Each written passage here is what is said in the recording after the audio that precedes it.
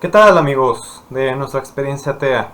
Los saluda aquí Nathan BTQ para exponer la primera cápsula de la nueva sección que presentamos en el episodio anterior. El primer bulo del cual vamos a tratar, y voy a procurar que esta exposición sea lo más resumida y concisa posible, eh, es el tema de los evangelios de la Biblia, los cuatro canónicos, como producto de testigos oculares. Seguramente cuando se han topado con apologetas de, especialmente de cepa evangélica, vamos a decirlo así, se habrán topado con esta afirmación de que los evangelios canónicos, los evangelios que están integrados en la Biblia, Marcos, Mateo, Lucas y Juan, son el resultado de personas que conocieron directamente a Jesús, que estuvieron caminando a su lado, que estuvieron mano a mano con él, y que por tanto se encontraban en la capacidad de consignar por escrito un registro histórico, fidedigno y 100% confiable de qué cosa sucedió durante el ministerio de este personaje. Eso, por decirlo de una manera caballerosa, es una completa falsedad. Y ojo, esta afirmación no es solamente exclusiva de malvados ateos que quieran destruir al Evangelio o malvados agnósticos que pretendan negar la realidad de la salvación que nos ha procurado nuestro Señor Jesús. No. Los evangelios en sentido estricto, y aquí hablando desde la academia, por tanto, desde consensos alcanzados, tanto entre autores confesionales como no confesionales, personas que, al margen de sus creencias personales, de sus convicciones religiosas, hacen estudio de los textos bíblicos desde el enfoque histórico-crítico, es decir, como dice el padre John P. Mayer, ponen su fe entre paréntesis y la dejan a un ladito cuando se trata de estudiar los documentos bíblicos.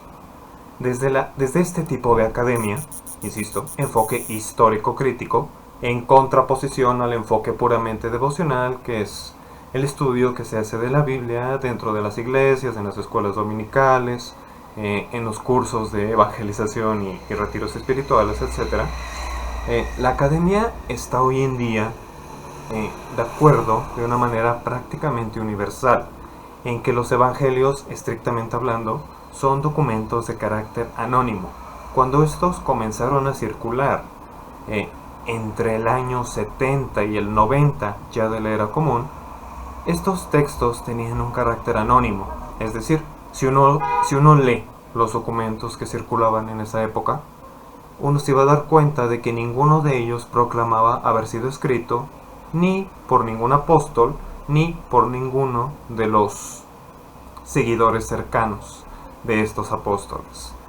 La atribución a las plumas, respectivamente, de Mateo, el recaudador de impuestos y discípulo de Jesús, de Marcos, el que se supone que habría sido secretario y asistente personal de Pedro, de Lucas el médico, presunto acompañante de Pablo, y del discípulo amado, Juan, hijo de Zebedeo, todas esas son atribuciones tardías, que comienzan por muy temprano, en la época de Papías de Hierápolis, que fue uno de los primeros autores cristianos que comienzan a realizar comentarios y referencias con respecto a estos documentos.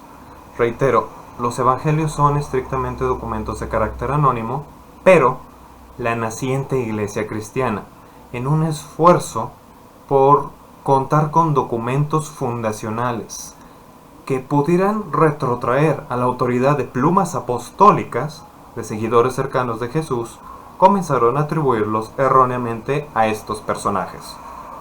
Hago énfasis, este es un consenso que se tiene en la academia, tanto entre autores confesionales como no confesionales. Vamos a citar a este respecto dos ejemplos concretos. Uno, espero que se vea bien, este librito que se llama Introducción al Nuevo Testamento, que es cortesía del padre, sacerdote católico, Raymond Brown.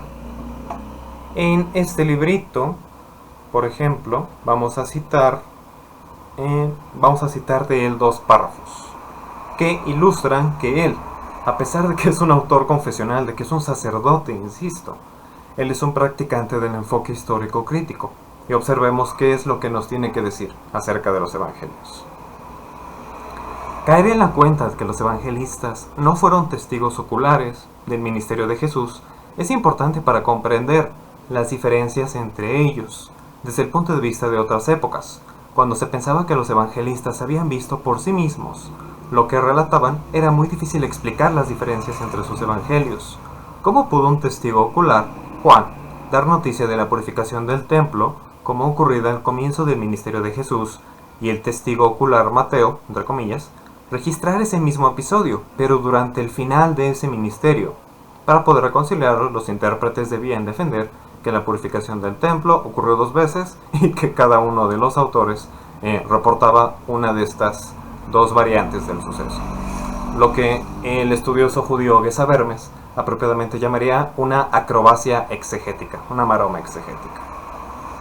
Aquí una foto del académico en cuestión, que es el padre Raymond Brown, que hasta el momento presente, a pesar que ya tiene varios años que está durmiendo el sueño de los justos, es considerado un especialista de primer nivel en el estudio del Evangelio de Juan. Un segundo párrafo de esta misma obra, respectivamente páginas 171 y 172, es: los evangelios no son anales al pie de la letra, anales históricos, entiéndase, no los estoy alburando, de la vida pública de Jesús. En su formación intervinieron décadas de desarrollo y de adaptación de la tradición oral sobre aquel. ¿En qué grado? Esta cuestión ha de dilucidarse gracias al arduo trabajo de investigación, que a menudo produce juicios que van desde la posibilidad a la probabilidad, pero raramente la certeza. Ahora bien, la tesis que no presenta a los evangelios como historia literal es interpretada a veces como afirmación de que estos no son relatos verdaderos sobre Jesús. La verdad, sin embargo, debe evaluarse de acuerdo con el fin pretendido. Puede estimarse que los evangelios no son verdaderos si su finalidad fuera ser un registro exacto o una biografía estricta, una bioi, como se diría en el contexto de la literatura griega, no también. Pero, si su propósito era conducir a los lectores oyentes hacia la fe en Jesús, que les abre el camino hacia el reino o el reinado de Dios, las adaptaciones no literales realizadas por esos escritos, entre paréntesis, añadiendo la dimensión de fe o ajustándose a unos nuevos lectores, cierra paréntesis, lo fueron precisamente para facilitar este fin, lo que hace a los evangelios, entre comillas, verdaderos. Traduciendo esto a un lenguaje más coloquial, ¿qué quiere decir? El padre Raymond Brown está reconociendo que los evangelios no son documentos historiográficos, no son crónicas 100% fiables de qué aconteció en la vida del Jesús histórico. Son documentos creados desde la fe y para la fe. Fueron redactados por seres humanos, de hecho prácticamente todos conversos que provienen del ambiente gentil o pagano, que se conviertan al cristianismo, y los redactan con el propósito de difundir la fe en Jesús. Son documentos de carácter proselitista y de carácter propagandístico. Y ojo, en sí mismo eso no es ni bueno ni malo, pero simplemente lo que hay que tener en cuenta es que al reconocer que tienen este carácter, debemos de interpretarlos, como dice el doctor Antonio Piñero, con lupa crítica. No podemos tomarnos a pies juntillas todas las afirmaciones que contienen. Son documentos producto de unos sesgos religiosos y políticos específicos y, por tanto, hay que examinarlos con cuidado para poder desgranar poco a poco cuáles son las pepitas de oro históricas contenidas entre muchísima paja teológica, desarrollos legendarios o míticos, dirían algunos, y la propia propaganda religiosa, digamos, a grosso modo. Como segundo ejemplo de este consenso que señalo, que es compartido tanto por autores confesionales como el padre Brown, y autores no confesionales, citaría al doctor Antonio Piñero, conocido en el grupo de Investigando la Historia como San Piñero, y una obra genial suya que se llama Guía para entender el Nuevo Testamento. Aquí el doctor Piñero coincide completamente con el juicio que ya propuso el padre Brown. Esto que ya comenté, los evangelios como documentos proselitistas religiosos de carácter propagandístico, a los cuales no podemos tomar a pies juntillas. Tenemos que examinarlos con lupa crítica para poder desgranar qué cosas sí son ciertas y cuáles no. Cuáles son narrativas, perícopas, que ese es el término técnico, para una unidad informativa en los evangelios, perícopas que sí son históricas y retraíbles al Jesús de carne y hueso, al Jesús histórico, y cuáles son piadosas ficciones religiosas diseñadas por sus seguidores, los redactores anónimos de los evangelios, para propósitos de fe, para propósitos teológicos. E incluso me voy a permitir citar a un tercer ejemplo, y es un autor confesional, el padre John P. Mayer, tristemente fallecido hace algunos meses, falleció a finales del año pasado, y él tiene una obra genial y monumental que se llama Un judío marginal, nueva visión del Jesús histórico. Es una obra monumental, es de 5 volúmenes, en la práctica son 6 libros porque el segundo está dividido en 2 partes, y él, al igual que el padre Brown, al igual que el referido doctor Piñero, coincide en este juicio de que los evangelios han de ser examinados de una manera crítica y cuidadosa y no tomados a pies juntillas. Insisto, él, a pesar de que es sacerdote, como el padre Brown, es un académico serio que es capaz de tomar distancia de sus propias creencias personales y ponerlas de ladito cuando se trata de producir literatura académica que se apegue a los cánones y metodologías propios de las ciencias que se aplican al estudio de la Biblia. Es decir, la historia, la arqueología, la antropología, la filología, la psicología de la religión, la sociología de la religión, etc.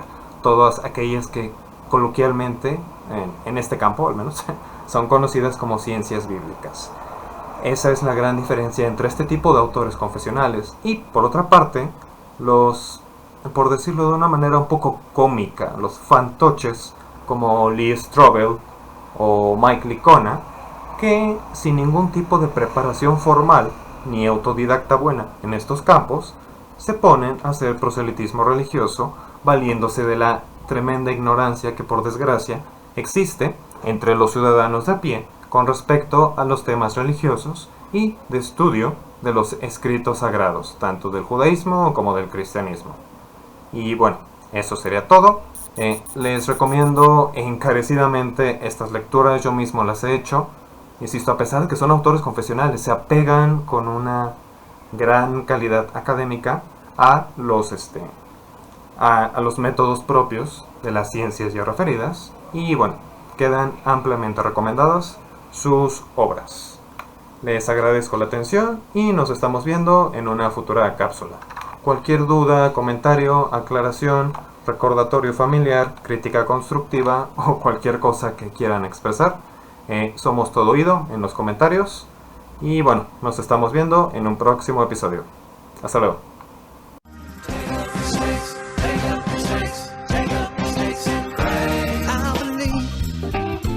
In the Bible signs, taking up serpents and drinking strychnine. I believe in the Bible signs.